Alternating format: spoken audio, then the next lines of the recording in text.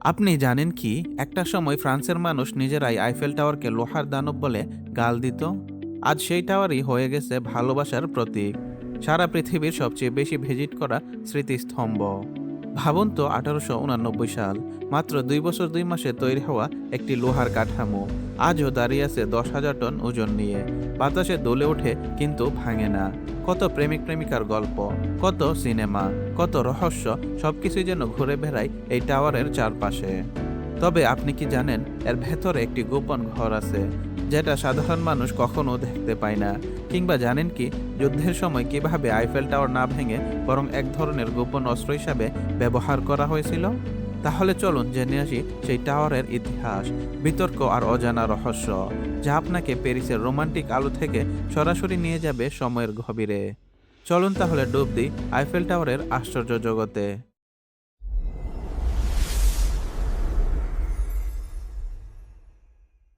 1889 সালের প্যারিসে world fair আয়োজন করা হবে। এটাই ছিল আইফেল টাওয়ার তৈরির মূল কারণ। কিন্তু তখনকার মানুষ ভাবতেই পারেনি যে মাত্র 2 বছর 2 মাসে তৈরি হওয়া লোহার এই কাঠামো একদিন বিশ্বের প্রতীক হয়ে উঠবে। প্রকল্পটি বাস্তবায়ন করেছিলেন গুস্তাভ আইফেল। তবে মজার ব্যাপার হলো, ডিজাইনটি করেছিলেন তার দুই ইঞ্জিনিয়ার, মরিস কুয়েচলিন আর এমিল নোগিয়ে। প্রথমে প্যারিস পৌরসভা ডিজাইন দেখে ভয় পেয়ে গিয়েছিল।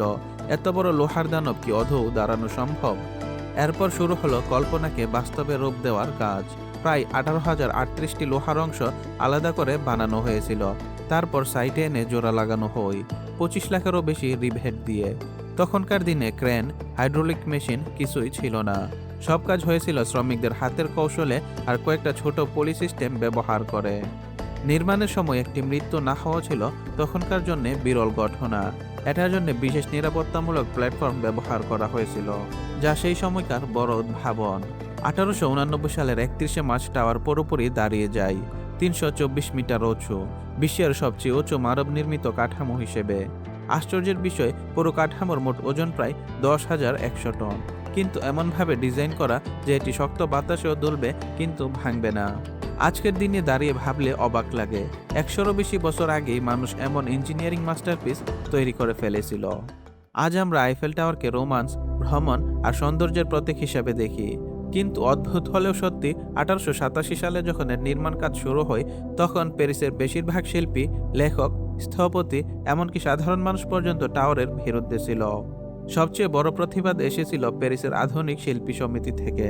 তারা এক চিঠিতে এটাকে বলেছিল প্যারিসের গলার কাটা, লোহা দিয়ে বানানো ভয়ঙ্কর দানব এবং মানবজাতির রুচির অপমান। তাদের দাবি ছিল প্যারিস মানেই শিল্প, সৌন্দর্য, নরম আর্কিটেকচার। সেখানে 300 মিটারের একটি লোহার খাম্বা পুরো শহরের রূপ নষ্ট করে দেবে।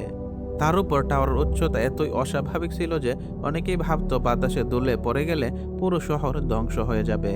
পত্রপত্রিকায় নিয়মিত ব্যঙ্গচিত্র প্রকাশ হতো। এমনকি টাওয়ার তৈরি হওয়ার পরও অনেক প্যারিসবাসী সেটিকে দেখতে যেত না, কারণ তারা মনে করত এটি প্যারিসের সৌন্দর্যহানি। কিন্তু সময় পাল্টে দিল সবকিছু।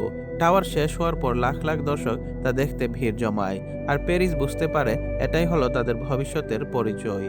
যে কাঠামো একসময় ঘৃণার প্রতীক ছিল, আজ সেই আইফেল টাওয়ারই ফরাসিদের সবচেয়ে বড় গর্ব। আইফেল টাওয়ার শুধু সৌন্দর্যের প্রতীক নয়, দ্বিতীয় বিশ্বযুদ্ধের সময় এটি হয়ে উঠেছিল এক অদ্ভুত কৌশলগত অস্ত্র। 1940 সালে নাৎসি বাহিনী যখন প্যারিস দখল করে নেয়, তখন জার্মান সৈন্যরা টাওয়ার দখল করার আগেই ফরাসিরা একটি চমকপ্রদ কাজ করে। ফরাসি প্রতিরক্ষা বাহিনী ইচ্ছা করেই আইফেল টাওয়ারের সব লিফটের তার কেটে দেয়, যাতে কেউ শীর্ষে উঠতে না পারে, বিশেষ করে হিটলার নিজে। ফলাফল, হিটলার প্যারিস ঘুরতে আসলেও আইফেল টাওয়ারের চূড়ায় উঠতে পারেননি। তাকে শুধু নিচ থেকে ছবি তুলে ফিরে যেতে হয়। এজন্য অনেকেই ঠাট্টা করে বলে থাকেন, একমাত্র জায়গা যেখানে হিটলার পরাজিত হয়েছিল সেটা হলো আইফেল টাওয়ারের সিঁড়ি। কিন্তু এর চেয়েও রহস্যময় বিষয় হলো, যুদ্ধের সময় আইফেল টাওয়ার ব্যবহার হয়েছিল রেডিও সিগন্যাল টাওয়ার হিসাবে।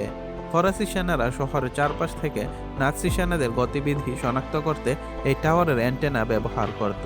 বলা হয়, এই রেডিও সিগন্যাল ব্যবস্থা না থাকলে ফরাসি প্রতিরোধ যোদ্ধারা সময়মতো অনেক গোপন তথ্য পেত না। যুদ্ধ শেষে যখন প্যারিস আবার মুক্ত হয়, তখন ফরাসিরা টাওয়ারে আবার নতুন তার লাগিয়ে লিফট চালু করে।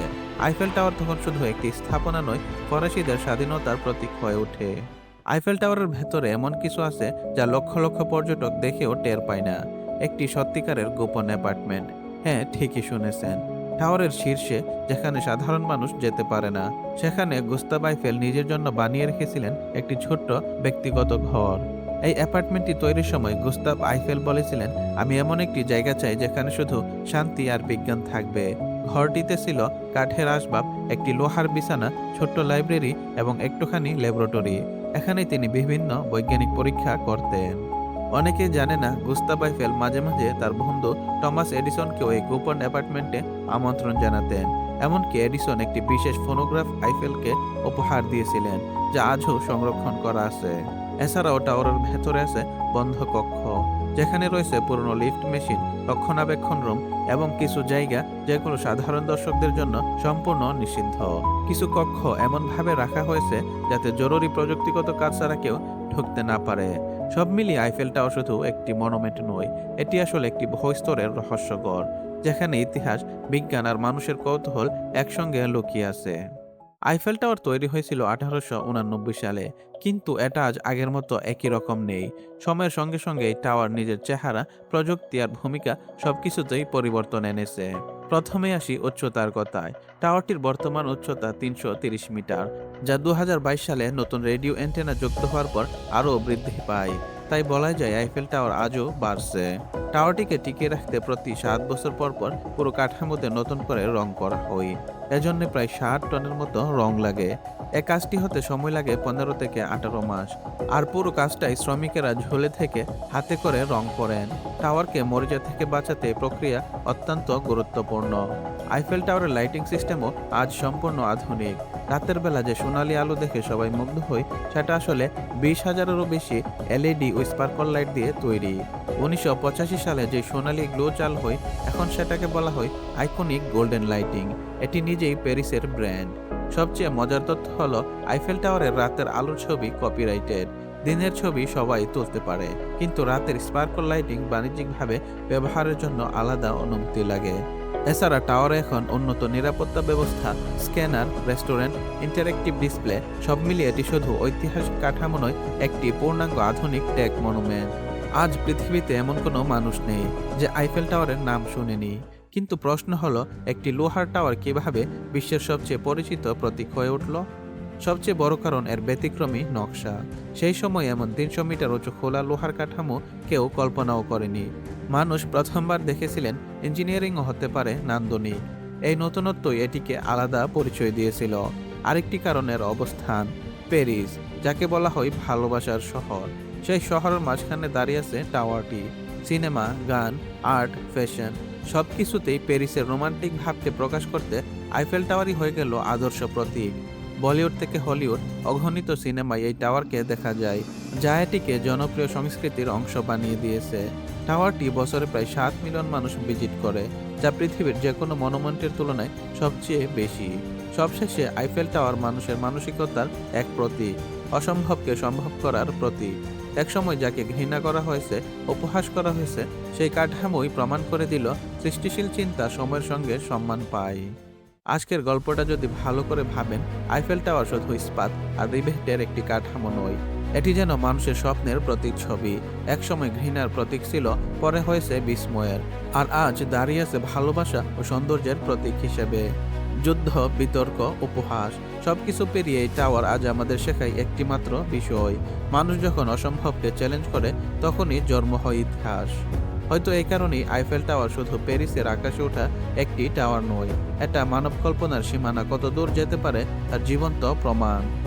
আপনি যদি ভিডিওটি দেখে নতুন কিছু জেনে থাকেন বা আইফেল টাওয়ারের গল্প আপনাকে ছুঁয়ে যায়, তাহলে ভিডিওটি একটা লাইক দিন, আপনার বন্ধুদের সাথে শেয়ার করুন, আর অবশ্যই চ্যানেলটি সাবস্ক্রাইব করে দিন, কারণ সামনে আরও আসছে পৃথিবীর অজানা ইতিহাস, রহস্যে ভরা অদ্ভুত সব গল্প আর জ্ঞানভিত্তিক চমকপ্রদ এন্টারটেইনমেন্ট ভিডিও।